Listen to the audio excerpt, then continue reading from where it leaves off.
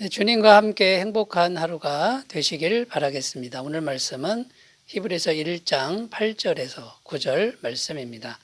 아들에 관하여는 하나님이여 주의 보좌는 영영하며 주의 나라의 규는 공평한 규이니이다. 주께서 의를 사랑하시고 불법을 미워하셨으니 그러므로 하나님 곧 주의 하나님이 즐거움의 기름을 주께 부어 주를 동료들보다 뛰어나게 하셨도다 하였고. 아멘. 오늘 말씀 8절에 보면 아들에 관하여는 이렇게 시작하고 있습니다. 지금부터는 아들에 대해서 말하겠다. 이제 그런 내용인데 아들이 누구냐면 예수님을 의미하는 것이죠. 그러니까 지금부터는 아들 예수님에 대해서 말하겠다. 이런 내용입니다. 어제는 누구에 관하여 말을 했느냐 하면 천사들에 관하여 말했지요. 말씀하셨지요. 그래서 어제 내용을 요약하면 천사들은 그냥 하나님의 심부름꾼이고 도구이고 또 하나님과 성도를 섬기는 존재들이다.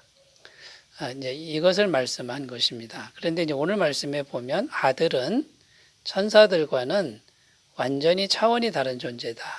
이것을 지금 증거하고 있다라는 겁니다. 그래서 아들에 대해서 말씀하는데 한마디로 요약하면은 이 아들 예수는 하나님이시다라고 요약할 수 있다라는 것입니다. 자, 지금 계속되고 있는 이 히브리서 말씀의 핵심이 뭐냐면 예수님의 탁월성이라는 겁니다. 유대인들이 숭배하는 천사들과는 비교도 안 될 정도로 탁월한 분이다. 하나님 자체이시다. 이것을 계속 강조하는 것이 지금 히브리서의 목적이 되는 것입니다. 그래서 예수님이 어떻게 하나님이 되시는지를 지금 말씀하는데 구약 성경 말씀을 인용해서 이것을 증명하고 있다라는 것이죠. 구약 성경 인용하는 이유는 유대인들이 구약 성경을 많이 알고 있기 때문에 또 구약 성경을 믿고 있기 때문에 구약 성경을 이제 사용하는 것이죠. 그래서 하나씩 살펴보면서 아들 예수님에 대한 그런 지식과 신앙을 더욱 굳게 하는 계기가 되시기를 바라겠습니다. 자, 첫 번째 아들에 대한 이제 말씀인데요. 주님의 보좌는 그러니까 예수님의 보좌는 영원하다 이렇게 증언하고 있다라는 것이죠.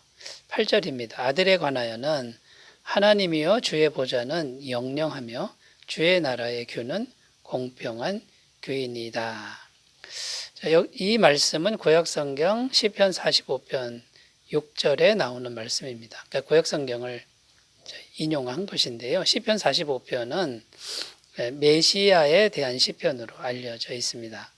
그러니까 메시아는 신적인 구원자라는 그러니까 하나님 같은 구원자를 의미하는 거죠. 그래서 이 메시아에 대한 시편인데 뭐라고 되어 있냐면 주의 보좌는 영영하다 이렇게 증언하고 있습니다. 보좌라는 단어 드로노스라는 헬라어는 왕을 위해 마련된 팔받침도 있고 발등상이 있는 큰 의자를 말합니다. 그러니까 왕의 이제 의자를 말하는 것이죠. 그런데 그 보좌가 영영하다, 곧 영원하다라는 겁니다. 그런데 여러분, 세상의 어떤 나라도 영원한 나라는 지금까지 없었다라는 겁니다.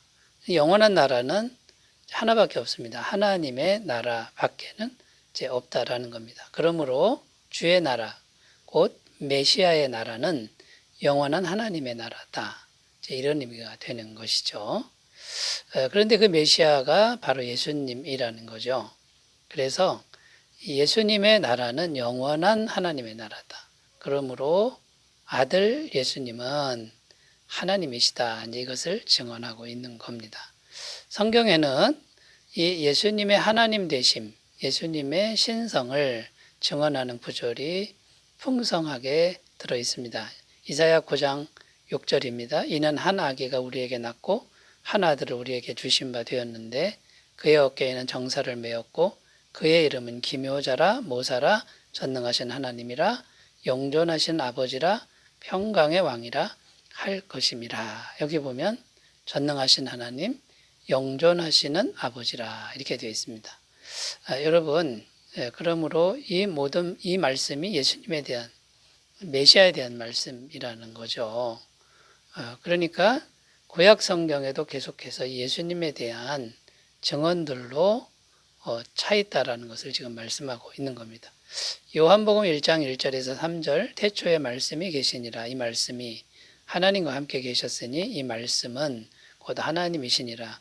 그가 태초에 하나님과 함께 계셨고 만물이 그로 말미암아 지은 바 되었으니 지은 것이 하나도 그가 없이는 된 것이 없느니라.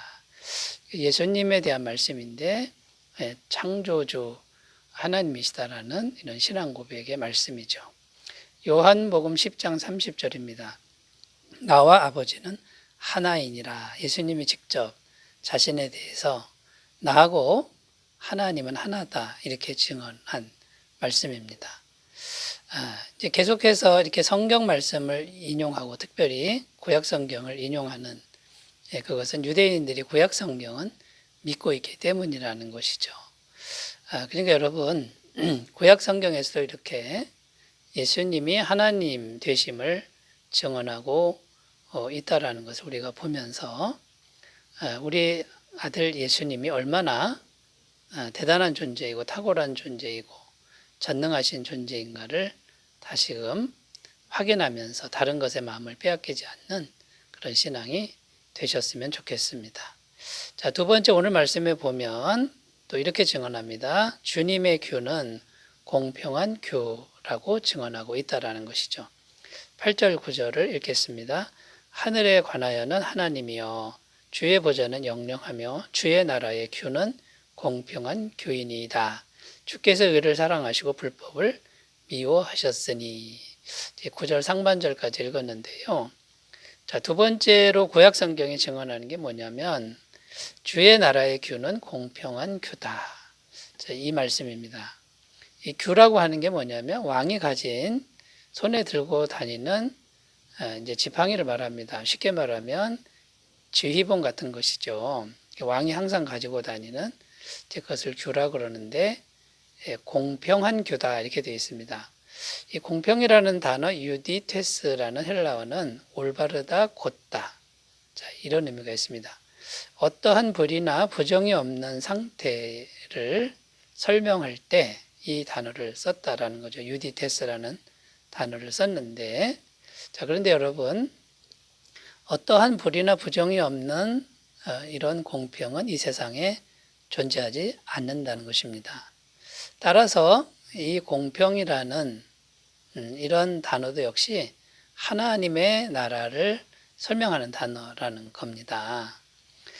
하나님의 나라만이 공평한 나라고, 그 다음에요, 하나님이 왕이 되셔야만 이 공평한 나라가 가능하다라는 겁니다. 그런데 지금 아들 예수님에 대해서 지금 증언하고 있는 거 아닙니까? 그러니까 아들의 나라, 주의 나라는 하나님의 나라다. 곧 예수님이 하나님이시다. 이것을 구약 성경을 인용해서 증거하고 있다라는 것이죠. 자, 구약 성경도 이렇게 보면은 이 메시아의 나라가 공평한 나라다라고 하는 말씀이 풍성합니다. 스가랴 9장 9절입니다. 시온에 따라 크게 기뻐할지어다. 예루살렘에 따라 즐거이 부를지어다. 보라, 내 왕이 내게 임하나니 그는 공의로우시며 구원을 베푸시며 겸손하여서 나귀를 타시나니 나귀의 작은 것 곧 나귀 새끼니라. 여기 보면 그는 공의로우시며 이렇게 되어 있습니다. 그러니까 예수님이 나귀 타고 예루살렘 성에 들어가시는 그것을 예언한 구약 성경인데 공의로우시다 이렇게 표현하고 있다라는 거죠. 이사야 9장 7절입니다. 그 정사와 평강에 더함이 무궁하며 또 다윗의 왕자와 그의 나라에 군림하여 그 나라를 굳게 세우고 지금 이후로 영원히 정의와 공의로 그것을 보존하실 것이라. 만군의 여호와의 열심히 이를 이루시리라. 여기 보면은 영원히 정의와 공의로 그것을 보존하실 것이다. 이제 메시아의 나라에 대한 그런 예언의 말씀이 되는 겁니다. 이사야 11장 4절 공의로 가난한 자를 심판하며 정직으로 세상에 겸손한 자를 판단할 것이며 그의 입의 막대기로 세상을 치며 그의 입술의 기운으로 악인을 죽일 것이며, 메시아에 대한 이제 그런 통치 모습, 또 다스리는 그런 모습, 그리고 성품에 대해서 설명하고 있는데, 이제 공의와 정직, 이렇게 되어 있습니다. 여러분, 구약 성경에서도 예수님이 얼마나 공의로우신지, 정의로우신지, 또 공평하신지를 잘 설명하고 있다라는 것이죠. 그래서 지금 아들 예수님에 대해서 계속해서 증거하는 것은 예수님은 하나님이실 수밖에 없다. 하나님이다. 이것을 증언하고 있다라는 것입니다. 자, 세 번째 주제로 가보겠습니다. 세 번째, 아들에 대한 세 번째 증언은요, 성부 하나님이 아들 예수님에게 기쁨으로 기름을 부으셨다. 이렇게 증언하고 있습니다. 9절입니다. 주께서 이를 사랑하시고 불법을 미워하셨으니 그러므로 하나님 곧 주의 하나님이 즐거움의 기름을 주께 부어 주를 동료들보다 뛰어나게 하셨도다 하였고, 여기 보면 주의 하나님이 즐거움의 기름을 주께 부어 주를 동료들보다 뛰어나게 하셨다, 이렇게 기록하고 있는데, 즐거움의 기름은 말할 수 없는 기쁨을 말하는 겁니다. 가슴 속에서부터 벅차오르는 그 기쁨으로 기름을 부었다, 이제 이런 의미가 된다라는 거죠. 그리고 기름을 붓는 행위는 왕에게 기름을 붓는 겁니다. 그러니까 대관식을 의미하는 건데요. 내가 너를 왕으로 이제 인준한다 하면서 기름을 붓는 것이죠. 그러니까 성부 하나님께서 아들 예수님께 정말 흡족한 마음, 정말 기쁜 마음으로 왕으로 기름을 부으셨다라고 하는 것이 제 성경의 증언입니다. 이게 구약 성경에도 제 기록되어 있다라는 것이죠. 자, 그런데 말씀을 자세히 보면요, 왜 그렇게 하나님이 그렇게 기뻐하셨는가? 그냥 기뻐하신 그런 의미가 아니고, 그 앞에 이제 자세히 보면 이런 표현이 있습니다. 주께서 의를 사랑하시고 불법을 미워하셨다, 이런 표현이 있는데, 이게 뭘 의미하는 거냐면 십자가 사건을 의미한다라는 겁니다. 그러니까 의를 사랑하고 불법을 미워하셨기 때문에 예수님께서 사람이 되셔서 십자가에서 죽으셨다라는 겁니다. 십자가에서 안 죽어도 되지 않았느냐? 그러면 여러분 어떻게 됩니까? 이 세상에 죄와 불법이 그냥 존재하는 거죠. 근데 하나님이 십자가에서 대신 죽으셨으니 이 세상의 모든 죄값을 하나님이 직접 지불한 겁니다. 반드시 불법은 이제 없애야 됩니다. 미워하셨다, 이렇게 되고 완벽한 의를 이루신 것이 십자가 사건이라는 겁니다. 그러니까 그 생명을 건 십자가의 죽음, 그것을 보면서 성부 하나님이 그렇게 기뻐하셨다, 이제 이런 의미가 되는 것이죠. 자, 여러분, 오늘은 아들 예수님이 하나님이실 수밖에 없는 그 근거를 구약 성경 말씀을 근거로 해서 이제 살펴보았는데, 구약이든 신약이든 예수 그리스도는 메시아요 하나님이신 것을 증언하고 있듯이 우리의 믿음도 예수님을 믿는 믿음으로 충만하시기 바라겠습니다. 기도합니다. 하나님 아버지, 우리 안에 오직 예수님만이 주님이 되게 하옵소서. 예수님의 이름으로 기도드립니다. 아멘. 밝은 하루 되시기 바라겠습니다. 감사합니다.